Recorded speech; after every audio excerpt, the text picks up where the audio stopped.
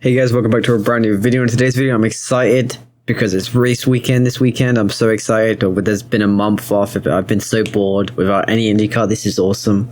I can't wait to make some more great content over the weekend. I'm so excited for this race weekend. It's just been so, I don't know. We got a long break and then they gave us like a sneak peek of one race. What was a pretty good race. And then they just completely was like, oh, a month off. There you go, guys. So I'm so excited to make this video. So yeah, I'm going to jump right into it. Let's go. So first up, let's just talk about the most important thing, the track. So obviously most of you probably are familiar with the track. Is Texas Motor Speedway. It's a 1.5 mile super speedway, high speeds, banking. It's just going to be an awesome race. Texas is always creates great racing. There's been some awesome finishes. Like 2016 was an awesome race, kind of stuff like that. So this will be a 250 lap race and it'll be a 375 mile race, and I guess the official name for the race will be the PPG 375 at Texas Motor Speedway. So yeah, that's it. So let's get into the schedule. So the schedule for the qualifying will be at 11:15 a.m. ET, and the race that'll be on Saturday, and then the race will be at 12 p.m. ET on the 2nd on Sunday.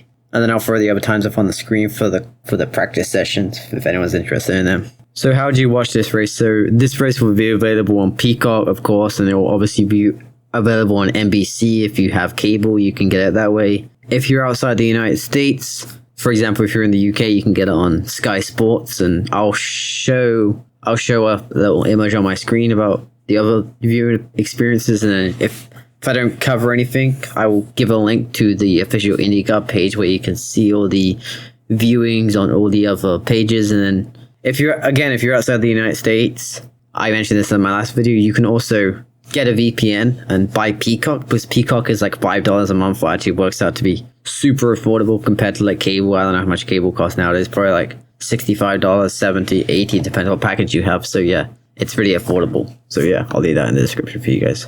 So let me get into my kind of predictions on my kind of who I think the best contenders are going to be for the win or the pole. So I think, of course, you can never discount Joseph Newgarden. It's Joseph Newgarden.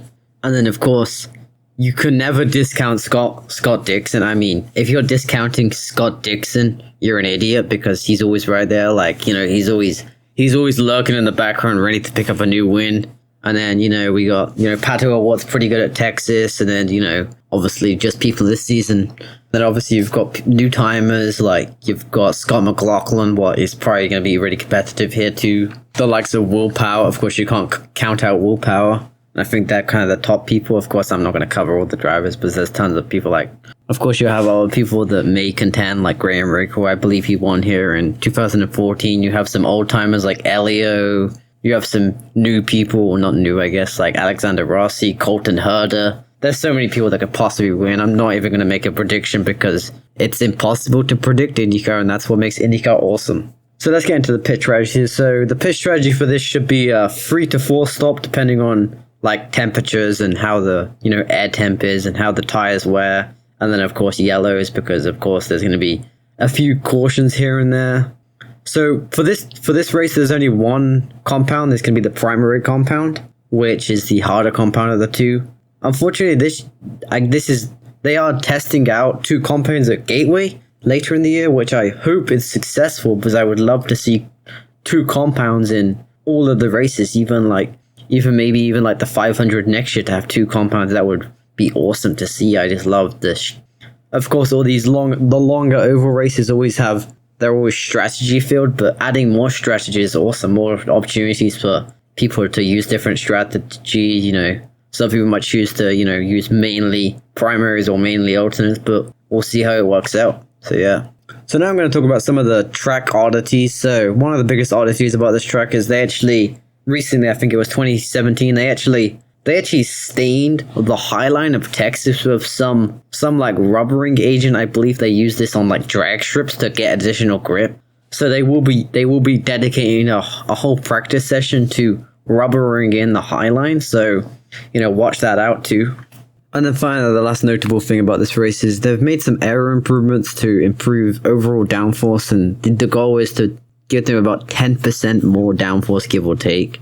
And of course, I think it's optional for teams to be able to use this extra downforce. So if people want a bit more speed, they might decide not to use more downforce, so they might have the same level as last year. So we'll see how it plays out, see if everyone wants the maximum amount of downforce, or maybe they can use that extra speed. So we'll see how that works out. In terms of the driver lineup, it's basically the same as every single race, except for there's a few new additions. Like rookies for this year is Stingray Robb, there's Austin Cabanino, and then Benjamin Peterson. And then the only entry what isn't racing all the other races is Takuma Sato, which, if you know anything about Takuma Sato, he's always kind of got intentions with ovals, so he could do pretty good too. So I guess I forgot to mention that guy before. He's always pretty good at ovals. So yeah, that's gonna be this video. If you enjoyed this video, don't forget to like, comment, subscribe, and make sure you hit that bell button, because I'm gonna be releasing content all weekend covering every single practice session, every single qualifying session, and the race. So stay tuned for all the latest on all the stories and best topics. So yeah, see you later, guys.